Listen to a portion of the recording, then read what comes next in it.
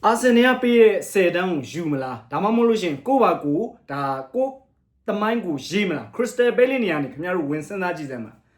တချို့ဒါအာဆင်နယ်ဖန်တွေပေါ့နော်တချို့ဖန်တွေအနေနဲ့ကျွန်တော်ကိုလာပြောကြတာဗျာမနက်ကကျွန်တော်ကမန်စီးနိုင်မယ်ဆိုပြီးတော့ကျွန်တော်ပြောလိုက်တာအဲ့ဒီအချိန်မှာကျွန်တော်ကိုလာပြောကြတာလေးလာပါပေါ့နော်ခရစ်စတယ်ဘဲလီကဒီအာဆင်နယ်စီကနေပြီးတော့10တန်းရမှာဘာလဲဆိုတော့ easy ကိုဒါရောင်းချမှုတစ်စိတ်တစ်ပိုင်းအနေနဲ့ပေါ့နော်အာဆင်နယ်ပရီးမီးယားလိချန်ပီယံရခဲ့ရင်ဒါ easy အတွက်နောက်ထပ်10တန်းတောင်ရမှာဆိုတဲ့အချက်ကိုတို့ကကျွန်တော်ထောက်ပြကြတာဗျခရစ်စတယ်ဘဲလီအနေနဲ့ဗျာရှင်းဆုံးပြောရရင်အာဆင်နယ်ပရီးမီးယားလိရခြင်းမရခြင်းကတို့ဘာမှလုပ်လို့မရဘူးတို့ဘာမှလုပ်လို့မရဘူးဘာလို့လဲဆိုတော့အာဆင်နယ်ရလက်ကောင်းမှချန်ပီယံဖြစ်မှာပြောမယ်ဆိုရင်တော့တို့အနေနဲ့ဒီမန်စီးတင်းကိုဒုက္ခပေးနိုင်တယ်ရေကုန်ရေကန်းကန်ပြီးတော့ဒါလုံးဝတွန်းတိုက်ဒီ10တန်းရဖို့ကစားနိုင်တယ်ဆိုရင်တချို့ဖန်ကျွန်တော်ပြောတာပါဒါတို့အမြင်ကိုပြောတာပေါ့နော်အဲ့ဒါကြောင့်မန်စီးတင်းရလက်မကောင်းနိုင်ဘူးလို့တို့ကပြောချင်တာဒါပေမဲ့ခင်ဗျားစဉ်းစားကြည့်ဗျာခရစ်စတယ်ဘဲလီက Conference League Final မှာရောက်နေတာကျွန်တော်ပြောတာဒီဥရောပပြိုင်ပွဲဘောလုံးပွဲမှာရောက်နေတာဗျာအဲ့ဒီမှာတို့အခွင့်အရေးကြီးရှိနေသေးတယ်အာဆင်နယ်ကပေးမှာ10တန်းပဲအဲ့ဒီ10တန်းကလည်းအာဆင်နယ်ပရီးမီးယားလိချန်ပီယံရခဲ့ရင်တို့ကရအောင်မှာ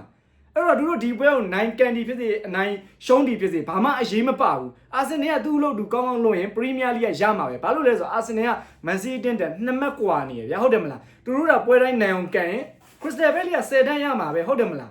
းဒါပေမဲ့အဲ့10တန်းရဖို့တေချာတော့အောင်ဒီပွဲကိုအာယုံစိုက်လိုက်ရင်เนาะအစိုးကျိုးတွေနဲ့ဒါလုံးဝ side effect တွေအနေနဲ့ကျွန်တော်တို့ဒါဖြစ်လာမယ့်အရာတွေကအဓိကကစားသမားတွေဒဏ်ရာရသွားနိုင်တယ်အဓိကကစားသမားတွေဒဏ်ရာရသွားနိုင်ရင် Conference League Final ကိုကျွန်တော်ထိခိုက်သွားနိုင်တယ်စဉ်းစားကြည့်နော် Conference League Final မှာထိခိုက်သွားလို့ရှိရင်တို့နံပါတ်1တစ်ချက်နောက်ရာဒီကျွန်တော်တို့ဒါဥရောပပြိုင်ပွဲတွေဝင်ရောက်ရှင်ပြိုင်ခွင့်မရှိတော့ဘူးဘာလို့လဲဆိုတော့အခု Crystal Palace အနေထားရတန်းစင်းစုံနားမှာတန်းတော့မစင်းရတော့ဘူးဗျာတန်းစင်းစုံအနေထားမှာကတ်နေတာအဲ့တော့ Conference League လည်းတို့ဝင်ခွင့်မရတော့ဘူးပြီးလို့ရှိရင် Europa League ဝင်ခွင့်လည်းမရတော့ဘူး Premier League အမှတ်ပေးရပ်တည်မှုဇယားရတို့အဲ့ကိုရောက်ဖို့လည်းမလွယ်တော့ဘူးဆိုတော့ကတို့နောက်ရာဒီအတွက်တခုတည်းတော့မျှော်လင့်ချက်က Conference League Final ပဲအဲ့တော့ခမည်းအနေနဲ့ Crystal Palace နေရာကနေစဉ်းစားစမ်းပါအာဆင်နယ်ပြီးတဲ့10တန်းရနိုင်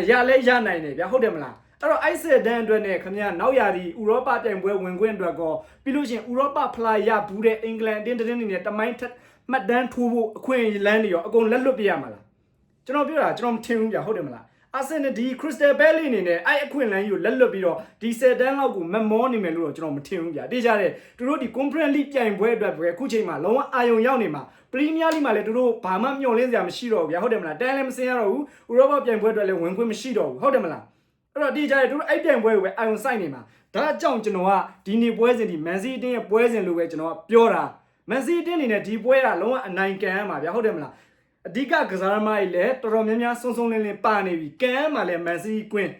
အဲ့ကွင်းမှာကျွန်တော်အဓိကကစားသမားတွေထုတ်တုံရေကုန်ရေကန်းကစားပြီးတော့ခရစ်စတယ်ဘဲလီကဒုက္ခပေးအောင်ခရစ်စတယ်ဘဲလီကအယူမှာမဟုတ်တာဟုတ်တယ်မလားခင်ဗျားတို့ကခရစ်စတယ်ဘဲလီဆိုရင်လည်းတေးကြတဲ့ဖလားတစ်လုံးကင်မြောက်အောင်ပါဗျာဟုတ်တယ်မလားအခုအခွင့်လန်းအခုချိန်ကအကောင်းဆုံးချိန်ပဲဥရောပဖလားရဖို့ဆိုတာလွယ်မလွယ်တာဗျာဟုတ်တယ်မလားကျွန်တော်ပြောတာဥရောပဖလားရဖို့ဆိုတာအဲ့လောက်လွယ်ကူးမနေဘူးဟုတ်တယ်မလားအခုခရစ်စတယ်ဘဲလီကရဖို့အတွက်အကောင်းဆုံးအခြေအနေကိုပိုင်ဆိုင်ထားတယ်အကောင်းဆုံးအခွင့်အလမ်းကိုရရှိထားတယ်အဲ့အခွင့်အလမ်းကြီးကိုလက်လွတ်ပြီးတော့ဒီလိုပွဲမျိုးမှာဒဏ်ရာရရင်ရတေကြည်ဆွဲပုံစံမျိုးနဲ့ကစားမယ်လို့တော့ကျွန်တော်မထင်ဘူ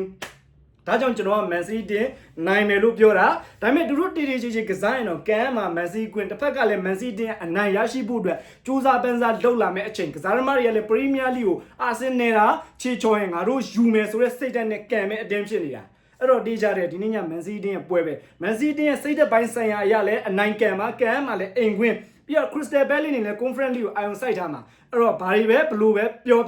ကျွန်တော်အနေနဲ့ဒီနေ့ညမန်စီးတင်းဖိုးစီးနဲ့ပဲအနိုင်ရရှိမယ်လို့ကျွန်တော်ခံမှန်းလိုက်ပါတယ်အဲ့တော့ကျွန်တော်တို့ဘောလုံးပွဲကစားခြင်းနဲ့ညီကိုတွေကတော့ကျွန်တော်တို့ဒါငွေကြေးစိတ်ချရဲ့ win hype ဘက်မှာစော့ကစားလို့ရပါတယ်ကျွန်တော်အောက်မှာလင်လဲချပေးထားပါတယ်အားလုံးကျေးဇူးတင်ပါတယ်ဗျ